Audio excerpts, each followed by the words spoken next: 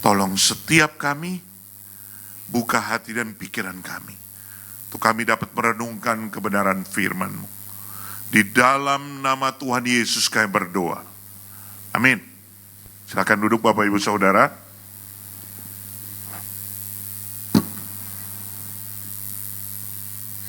Mari kita membuka Alkitab.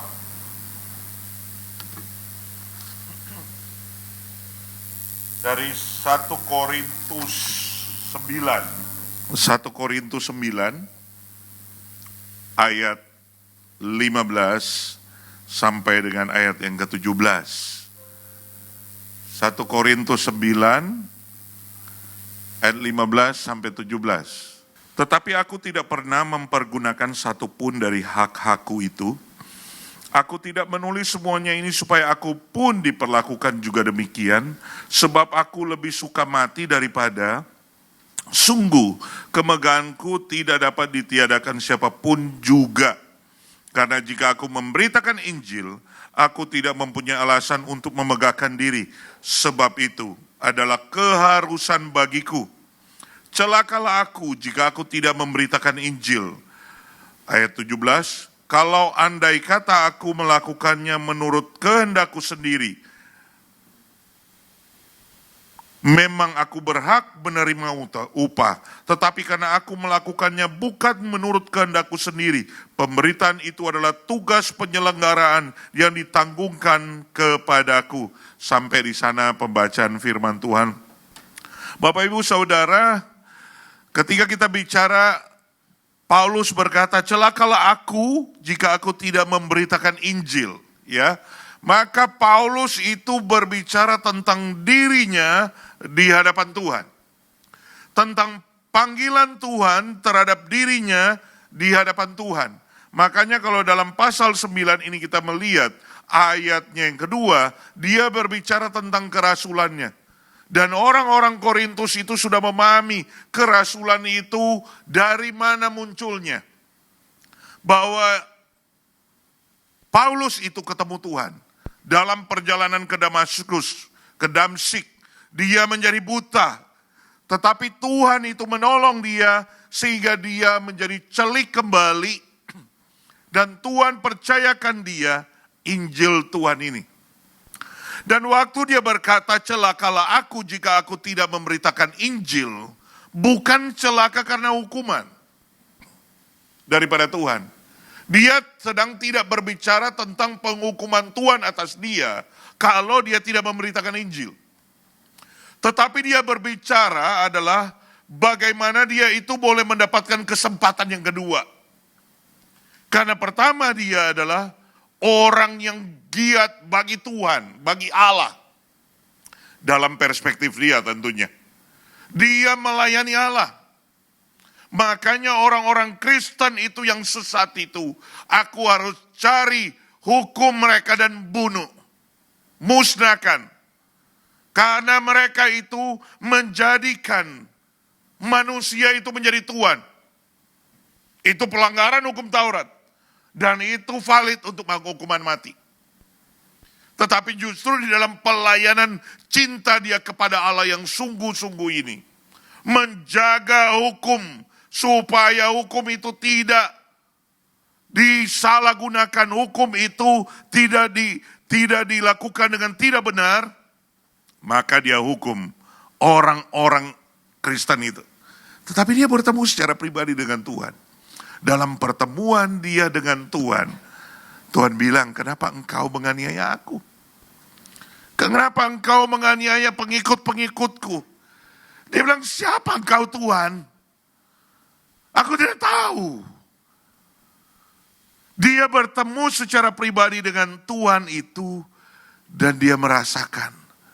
Coba ya, kita itu udah melawan Tuhan, sampai bunuh, ya. Stefanus itu dibunuh atas salah satu persetujuan daripada Paulus. Dia melihat Stefanus mati. Coba bayangin.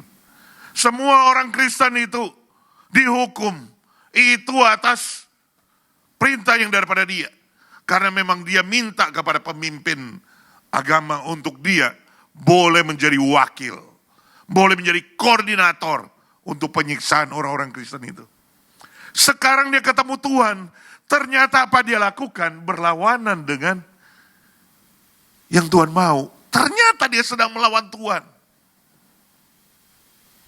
Waduh, kita kalau memikirkan, memposisikan diri kepada Paulus ya. Dia ketemu Tuhan. Aku sedang melayani engkau. Tuhan bilang justru engkau menganiaya aku. Kamu menganiaya pengikutku. Bagaimana dia gak stres minta ampun. Dan saat itu dia buta.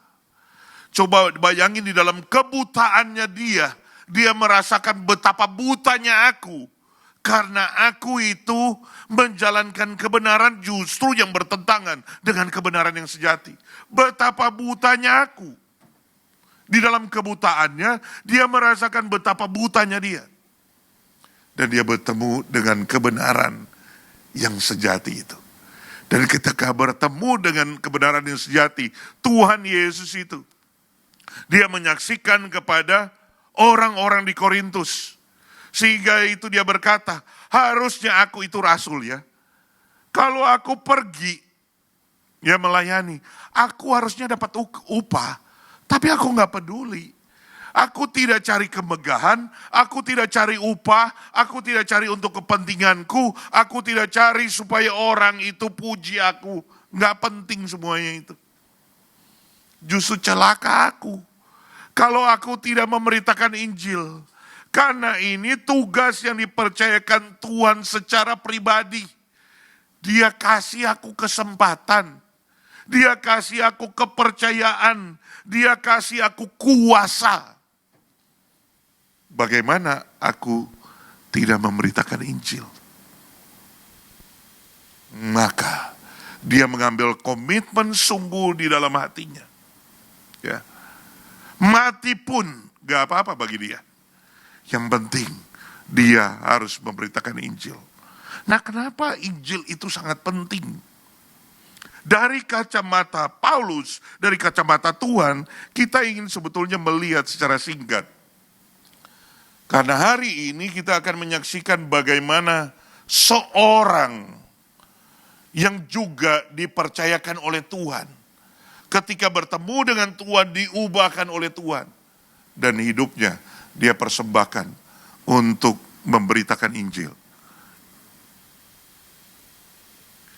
Pertama, kenapa Injil itu penting? Itu adalah mandat Allah. Di dalam, ya di sini saya ada salah kirim file ternyata, maafkan saya. Jadi ini. Maka Allah menciptakan manusia itu menurut gambarnya, menurut gambar Allah, diciptakannya dia laki-laki dan perempuan, diciptakannya mereka. Allah memberkati mereka, lalu Allah berfirman kepada mereka, beranak cuculah dan bertambah banyak, penuhilah bumi dan taklukkanlah itu. Firman Tuhan ini, kebenaran ini diberitakan oleh Tuhan Allah sebelum manusia jatuh ke dalam dosa.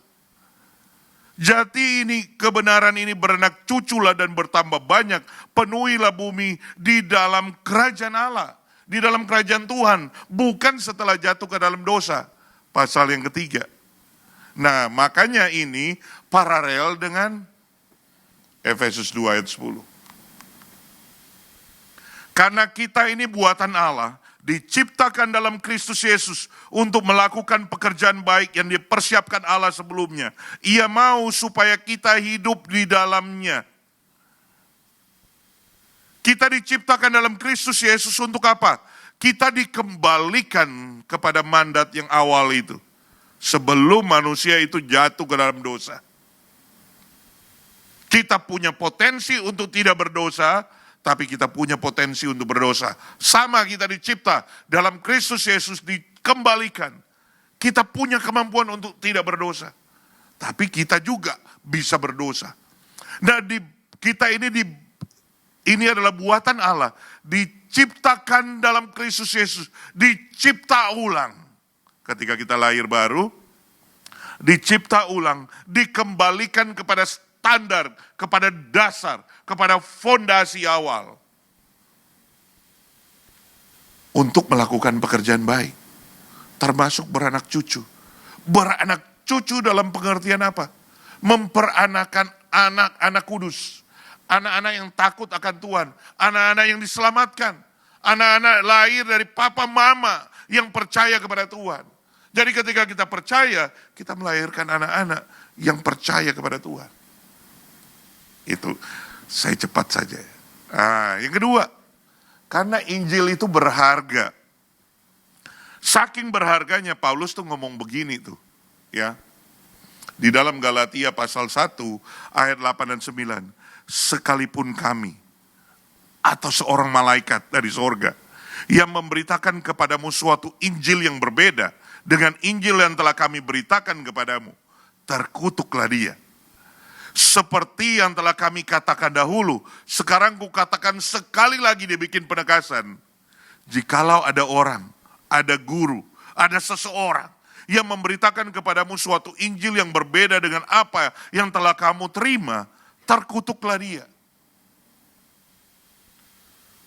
Ini keras sekali loh Paulus bilang. Ceritakan Injil yang lain. Terkutuklah dia. Sampai 2 kali. Bahkan kalau itu malaikat dari sorga pun datang, dia ceritakan yang lain.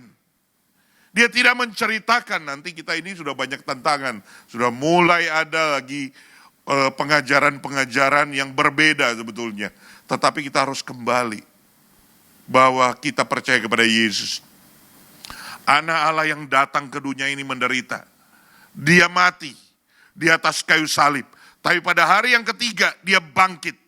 Dia naik ke sorga, menyediakan tempat bagi kita. Itu adalah Injil kepercayaan kita kepada Tuhan kita, Yesus Kristus. Dan itu sangat berharga. Berani ceritakan yang lain, celakalah dia. Terkutuklah dia. Selanjutnya, ya. Ketiga, Injil itu memberikan keselamatan. Kenapa itu penting? Karena Injil ini memberitakan keselamatan. Sebab jika kamu mengaku dengan mulutmu bahwa Yesus adalah Tuhan dan percaya dalam hatimu bahwa Allah telah membangkitkan dia dari antara orang mati, maka kamu akan diselamatkan. Karena dengan hati orang percaya dan dibenarkan, dengan mulut orang mengaku dan diselamatkan. Karena kitab suci berkata, barang siapa yang percaya kepada dia tidak akan dipermalukan. Karena kitab suci ya tadi, sebab tidak ada perbedaan antara orang Yahudi dan orang Yunani. Karena Allah yang satu itu adalah Allah Tuhan dari semua orang. Orang kaya bagi semua orang yang berseru kepadanya. Sebab barang siapa yang berseru kepada nama Tuhan akan diselamatkan. Tetapi bagaimana mereka dapat berseru kepadanya jika mereka tidak percaya kepadanya, kepada dia? Bagaimana mereka dapat percaya kepada dia jika mereka tidak mendengar tentang dia? Bagaimana mereka mendengar tentang dia jika tidak ada yang memberitakannya? Maka pemberitaan Injil itu menjadi penting. Dan bagaimana mereka dapat memberitakannya jika mereka tidak diutus? Seperti ada tertulis, betapa indahnya kedatangan mereka yang membawa kabar baik. Injil itu memberikan keselamatan. Injil itu, ya, yang menentukan kesudahan daripada dunia ini. Dan Injil kerajaan ini akan diberitakan di seluruh dunia menjadi kesaksian bagi semua bangsa. Sesudah itu barulah tiba kesudahannya. Injil ini harus diberitakan di seluruh dunia baru ada kesudahannya. Nah kalau kesudahannya lama, firman Tuhan bilang, Tuhan Yesus bilang, orang-orang Kristen itu akan lebih menderita. Semakin lama Injil itu diberitakan di seluruh dunia, maka orang-orang percaya yang ada akan semakin menderita. Yang terakhir, dari kesemuanya, tanpa Injil tidak ada gereja. Maka Paulus itu berkata, celakalah aku jika aku tidak memberitakan Injil. Kalau Injil tidak diberitakan, tidak ada orang percaya. Injil tidak diberitakan, tidak ada gereja. Gereja di sini adalah orang yang percaya. Tapi gereja juga bangunan gereja. Karena bangunan gereja itu mewakili orang-orang yang bersekutu di dalamnya. Dan kita baru kaget. Di Eropa itu begitu banyak gereja yang sudah menjadi masjid. Salah satu ini. Masjid United di Inggris. Ini adalah gereja. Dijual 110 juta dolar. Dijadikan masjid. Dan kalau kita mau search, ini cuma salah satu, saya nggak ambil banyak. Karena hari ini ada acara khusus kesaksian juga. Kita search lah, gereja-gereja yang jadi masjid. Gereja-gereja yang jadi kafe. Gereja-gereja yang jadi hotel. Banyak. Dan gereja-gereja besar. Luar biasa loh. Kenapa? Karena Injil sudah tidak diberitakan. Oh, jangan anggap main-main tuh. Paulus bicara itu, celakalah aku jika aku tidak memberitakan Injil. Karena dia tahu kalau tidak ada pemberitaan Injil, tidak ada orang percaya. Tidak ada pemberitaan Injil, tidak ada keselamatan, tidak ada pemberitaan Injil, maka tidak ada gereja.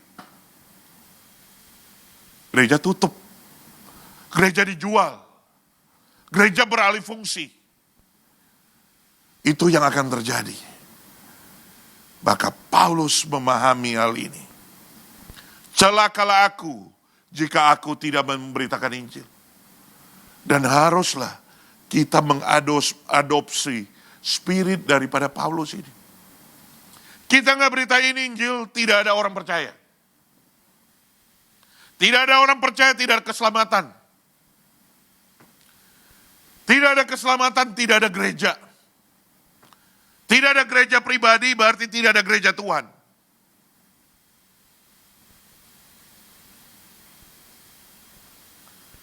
Sampai berapa tahun gereja GKI Sunter tetap berdiri dan tetap ada persekutuan. Tergantung dari kita. Bukan orang lain di sana loh. Ya, yang terjadi di Eropa demikian. Jemaat di dalamnya.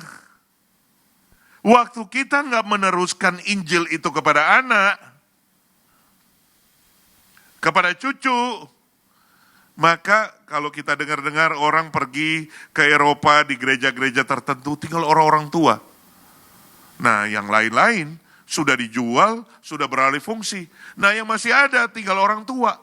Berarti tinggal tunggu kan. Nah, ini misalnya 20 tahun depan, kita semua yang ada di sini sudah nggak ada anak-anak. Udah, tinggal tunggu habis kan. Tambah 20 tahun lagi, berarti 40 tahun atau 50 tahun yang akan datang, mungkin semua kali dari kita nih, mungkin ya, mungkin ada yang masih sisa-sisa, kayak Putri yang Yohana masih muda-muda ya, mungkin masih ada. Tapi kalau kita yang sudah rata-rata 40 tahun ke atas, tambah 50, wah hebat juga kalau bisa dapat 90 tahun ya. Haleluya. Kita nggak tahu tuh. Tapi ini urgensinya. Makanya Paulus bilang, celakalah kamu. Celakalah aku jika aku tidak memberitakan Injil. Kenapa? Karena berarti gereja ini 50 tahun depan akan kosong. 50 tahun depan akan kosong. Dan menariknya adalah apa? Kita berbagian di dalamnya menjadikan dia kosong. Bukan orang lain. Saudara dan saya yang membuat gereja ini 50 tahun depan kosong. Tapi kalau 50 tahun depan gereja ini masih tetap kokoh berdiri, ada persekutuan, ada ibadah, berarti Bapak Ibu dan Saudara juga punya peran penting itu. Puji Tuhan, bersyukur kepada Tuhan. Dan malam hari ini kita akan menyaksikan kesaksian dari Pak Abraham. Bagaimana dia juga seperti Paulus, ya, melayani yang lain.